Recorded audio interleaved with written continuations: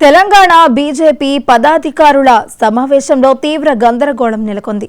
స్థానిక సంస్థల ఎన్నికలు, జూబ్లీహిల్స్ ఉప ఎన్నికపై చర్చించేందుకు హైదరాబాద్లోని బీజేపీ రాష్ట్ర కార్యాలయంలో నేతలు సమావేశమయ్యారు. అయితే పార్టీలో సరైన సమన్వయం లేకపోవడంపై నేతల మధ్య తీవ్ర గందరగోళం నెలకొంది. రాష్ట్ర అధ్యక్షుడు సమక్షంలోనే పలువురు ముఖ్య నేతలు తమ అసంతృప్తిని, ఆవేదనను వ్యక్తం చేశారు. పార్టీలో అంతర్గత సమన్వయం లోపించడం వల్లే సంస్థాగతంగా బలహీనం ఎదురవుతోందని వారు మండిపడ్డారు. ఈ అసమ్మతి కారణంగానే క్షేత్రస్థాయిలో పార్టీ కార్యక్రమాలు, ఎన్నికల సన్నద్ధతపై ప్రభావం పడుతోందని సమావేశంలో చర్చ జరిగింది.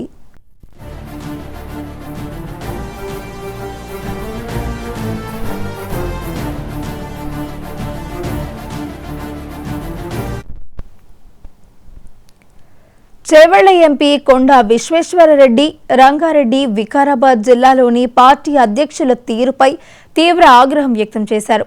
క్షేత్రస్థాయిలో అధ్యక్షుల వ్యవహార శైలి సరిగ్గా లేకపోవడం వల్ల పార్టీకి నష్టం జరుగుతోందని ఆయన ఆవేదన వ్యక్తం చేశారు.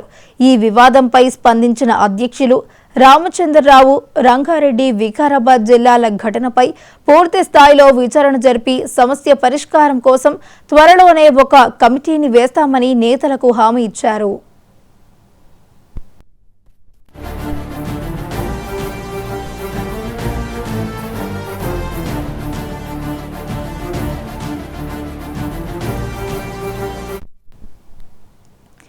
పరిష్కారం కోసం స్థానిక సంస్థల ఎన్నికలు సమీపిస్తున్న తరుణంలో ఆ ఎన్నికల సన్నద్ధతపై మరో ఎమ్మెల్యే తమ అసంతృప్తిని వ్యక్తం చేశారు.